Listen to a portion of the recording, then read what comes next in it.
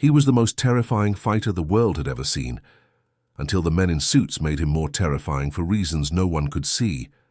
If you're drawn to stories about power, corruption, and the dark machinery behind America's most violent sports, make sure to follow. Because what happened to Sonny Liston exposes the rot at the heart of boxing's golden age. St. Louis, Missouri. 1953. Midsummer, Charles Sonny Liston stands outside the Missouri State Penitentiary. He is 21 years old, 6'1", 220 pounds of muscle and scar tissue. He has just been released after serving 2 years for armed robbery. His hands are massive, 15 inches around, the largest ever measured in professional boxing. A Catholic priest named Father Alois Stevens meets him at the gate. Stevens has arranged a job. Liston will work as a sparring partner at a local gym. Within 3 months, Liston is fighting professionally. His first recorded bout is September 1953. He wins by knockout in the first round. Over the next 2 years, he wins 14 straight fights, 13 by knockout. Most don't last past the second round. St. Louis police notice the pattern. They also notice the men in the front rows. Frank "Blinky" Palermo sits ringside at nearly every fight. Palermo is a Philadelphia mobster with deep ties to Frankie Carbo, the man who controls professional boxing in America. Carbo does not attend fights. He operates from New York and Miami. He owns fighters the way other men own racehorses. Palermo is his enforcer, his front man, his collector. By 1955, Liston's contract is owned by men whose names do not appear on paper. His official manager is a St. Louis businessman named Monroe Harrison. But Harrison answers to Palermo. Palermo answers to Carbo. Carbo answers to no one. Liston fights in St. Louis, Detroit, Chicago. He wins every time. His style is brutal and efficient. He does not dance. He does not showboat. He walks forward, absorbs punches, and destroys his opponent with body shots and hooks that collapse ribs. Referees stop fights in the 3rd, 4th, 5th rounds. Corners throw in towels. Fighters refuse rematches. The press begins to notice, but they do not write about his skill. They write about his record. In 1956, Liston is arrested again. The charge is assaulting a police officer. He is sentenced to 9 months. When he is released, his wins are more frequent, his opponents more carefully selected. He fights men on their way down, or men who have never been contenders. He pads his record. The mob is building him into a product. Hand 58. Philadelphia, Pennsylvania. Liston moves east. He trains in Philadelphia, under the watch of men who do not train fighters. Willie Reddish becomes his official trainer. Reddish is competent, experienced, but Reddish does not control Liston's schedule, his opponents, or his earnings. Those decisions are made in restaurants and hotel rooms where Liston is never present. Palermo is now openly involved. He signs as Liston's advisor. The boxing commissions in New York, Pennsylvania, and Illinois are aware. They do nothing. The FBI opens a file on Liston. They monitor his associations, his income, his movements. They document meetings between Liston, Palermo, and associates of the Genovese crime family. The file grows. Nothing happens. Liston wins 12 more fights. He is ranked in the top 10. Promoters avoid him. Champions avoid him. Floyd Patterson holds the heavyweight title, and his management refuses to negotiate a fight. They cite Liston's criminal record, his mob ties, his violent reputation. The press supports this. Editorials call Liston a disgrace to the sport. They say he represents everything wrong with boxing.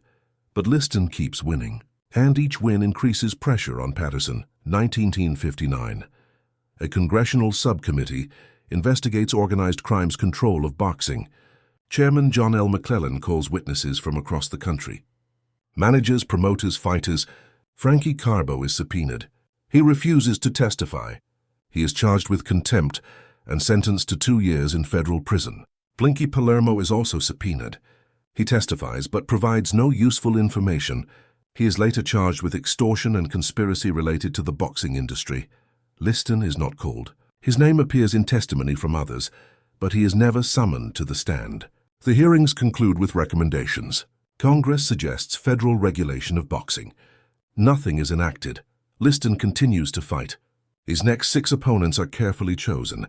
They are contenders but not champions. They have names that sound impressive to casual fans. Wayne Bethea, Mike DeJohn, Cleveland Williams, Nino Valdez. Each fight is a showcase. Liston wins decisively. He knocks out Williams in the third round with a punch so devastating that Williams is hospitalized for weeks. The pressure on Floyd Patterson becomes unbearable. The press begins to turn.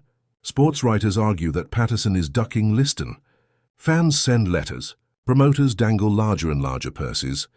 In 1960, Patterson's co-manager, Cus D'Amato, continues to refuse. D'Amato despises the mob. He has spent years fighting their influence. He knows exactly who controls Liston. He will not participate, but Patterson himself begins to reconsider. He reads the articles. He hears the criticism. He believes he can beat Liston, and he believes a victory will redeem both himself and the sport. He tells D'Amato he wants the fight. D'Amato resists. The two men argue privately for months. 61. Liston is ranked number 1. He has not lost a fight in 8 years. His record stands at 33-1.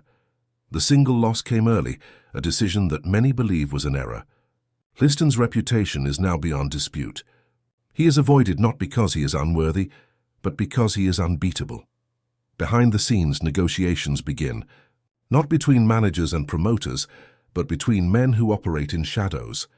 Meetings occur in New York, in Chicago, in Miami. The FBI documents phone calls. They photograph men entering and leaving buildings. Floyd Patterson overrides Cus D'Amato. In January 1962, the fight is announced.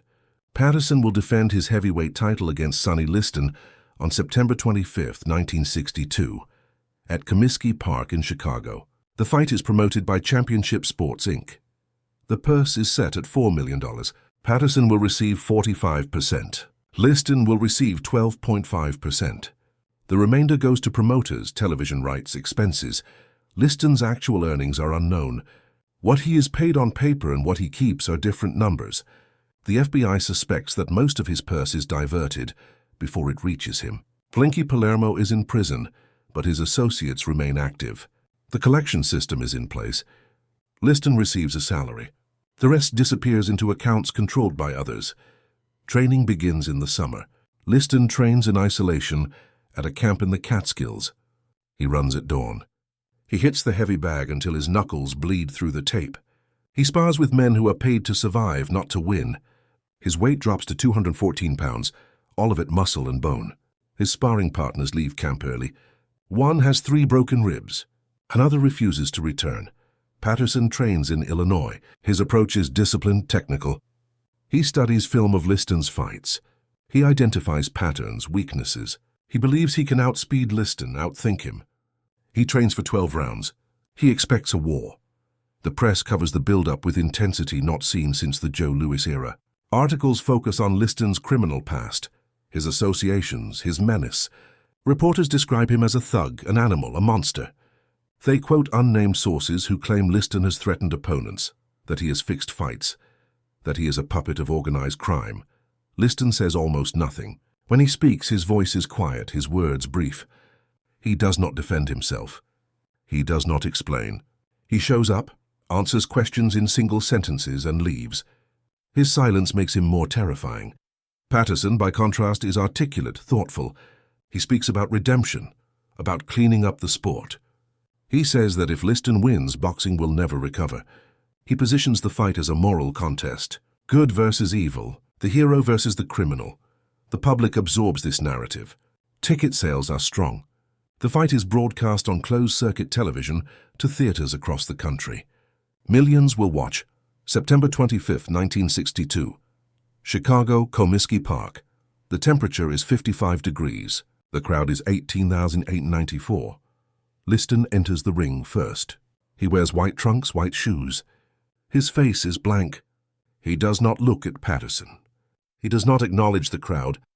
He stands in his corner and waits. Patterson enters to applause. He wears black trunks with a white stripe. His expression is tense, focused. He bounces on his toes. He looks across the ring at Liston. Liston stares back. There is no emotion. The referee is Frank Sikora. He calls both men to the center. He gives instructions. Neither man responds. They return to their corners. The bell rings. Liston walks forward. Patterson circles left. Liston jabs. Patterson slips, counters with a hook. It lands but does nothing. Liston continues forward. He throws a right hand. It misses. Patterson moves, jabs twice. Liston absorbs both. He steps in, throws a left hook to the body. Patterson blocks it but is driven backward. 30 seconds pass. Liston feints, then throws a straight left. It catches Patterson on the side of the head. Patterson stumbles. His legs bend. He tries to move away. Liston follows. He throws another left, this one to the chin. Patterson goes down. The crowd is silent. Patterson gets to one knee. The referee counts. Patterson is up at 2. He waves his gloves. The referee checks him, signals for the fight to continue. Liston walks forward again. Patterson tries to circle. Liston cuts him off. He throws a combination. Jab, right hand, left hook. 2 of them land. Patterson is against the ropes. Liston throws a right uppercut. It connects cleanly. Patterson's head snaps back. He collapses. The referee does not count. He waves his arms. The fight is over. Time 2 minutes 6 seconds. First round knockout. Patterson lies on the canvas for several seconds. His corner rushes in. They lift him to his stool. His eyes are unfocused. The crowd is shocked into near silence. A few boos. Mostly disbelief. Liston shows no reaction. He walks to his corner, sits, allows his gloves to be removed. He does not celebrate. He does not raise his arms. He waits for the announcement. The ring announcer declares Liston the new heavyweight champion of the world. The crowd responds with mixed reaction. Some applause, some silence. Liston leaves the ring within minutes. No interviews, no speeches. In the press room afterward, reporters struggle to process what they witnessed. The fight was supposed to last. Patterson was supposed to make it competitive. Instead, it was a massacre. Questions are immediate. Was Patterson injured going in? Did he freeze? Was the fight fixed? No evidence supports the latter. Film shows Patterson fighting sincerely. He was simply overwhelmed. Liston's power, his precision, his timing, all were superior. The fight ended because Liston was better, but the questions persist. The FBI file on Liston grows. They interview witnesses. They tap phones. They find no proof of a fix. What they do find is a continued flow of money from Liston's purse to men with organized crime connections. Liston is now champion. But he is a champion without respect. The press treats him as a temporary anomaly. Editorials call for his title to be stripped. Boxing commissions discuss sanctions. Politicians make statements. Liston ignores all of it. He returns to Philadelphia. He buys a house. He trains. He waits for the rematch. The rematch is mandated by contract. Patterson has the right to an immediate second fight. It is scheduled for April 1963 in Miami, then postponed when Liston injures his knee. The new date is set for July 22, 1963, at the Las Vegas Convention Center. During the 10-month gap, the pressure on Liston does not ease. The NAACP releases a statement distancing themselves from him. They describe him as a poor representative of black Americans. Civil rights leaders avoid him. The press continues to emphasize his criminal record. He is photographed with known mobsters. The photos are published. He does not deny the associations. Liston trains in Las Vegas. He owns part of a hotel now, though the ownership structure is unclear. The FBI documents visits from Philadelphia associates. Phone records show calls to and from Frankie Carbo, still imprisoned. The network remains intact. Patterson trains with renewed focus. He believes the first fight was an anomaly, that he froze, that he can correct his mistakes. He watches film obsessively. He studies Liston's jab, his footwork, the way he closes distance. Patterson's strategy is to stay outside, use speed, avoid exchanges. He trains for 12 rounds again, July 22, 1963. Las Vegas, Nevada, the crowd is 7,816. The arena is indoors. The temperature is controlled. The gate is smaller than Chicago, but the television audience is larger. More theaters carry the closed-circuit broadcast. More people are watching. Liston enters first again. Same routine. White trunks. No expression. He climbs through the ropes and waits. Patterson enters to applause. He looks more confident than in Chicago. His face is set. He does not look afraid. He bounces in his corner. He stares across the ring. The referee is Harry Krause. Same instructions. Same silence from both fighters. The bell rings. Patterson moves immediately. He circles right, stays on the outside. Liston follows. Patterson jabs twice, both miss. Liston steps forward, throws a left hook. It catches Patterson on the shoulder. Patterson moves away. Liston pursues, 20 seconds pass. Liston feints with his left, then throws a straight right. It lands flush on Patterson's jaw. Patterson's legs buckle. He does not go down but stumbles backward into the ropes. Liston follows instantly. He throws a left hook to the body, then a right uppercut. Both land. Patterson collapses forward. Liston steps back.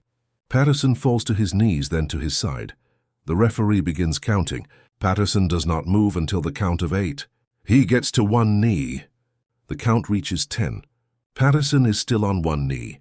Time 2 minutes, 10 seconds. First round knockout. The fight is over. The crowd reacts with shock again. 4 seconds longer than the first fight. Same result. Patterson sits on the canvas, head down. His corner enters. They help him to his stool. He is conscious but dazed. He will later say he remembers very little of the fight. Liston again shows no emotion. He returns to his corner, sits, waits. The announcement is made. He is still champion. He leaves the ring quickly. No celebration. No interviews. The press coverage is immediate and harsh. Writers call the fight a disgrace. They question whether Patterson was ever a legitimate champion. They question whether Liston is too dangerous for the sport. Some call for the heavyweight division to be suspended. The Nevada Athletic Commission is criticized for allowing the fight. Behind the scenes, FBI agents compile reports. They now have documented evidence of mob influence in both fights. Not in the outcomes, but in the financial arrangements. Liston's purses are tracked to shell companies, to offshore accounts, to men with long criminal records. They have wiretaps. They have testimonies. They bring charges. December 1963. 4 men are indicted for conspiracy and extortion related to Sonny Liston's boxing career.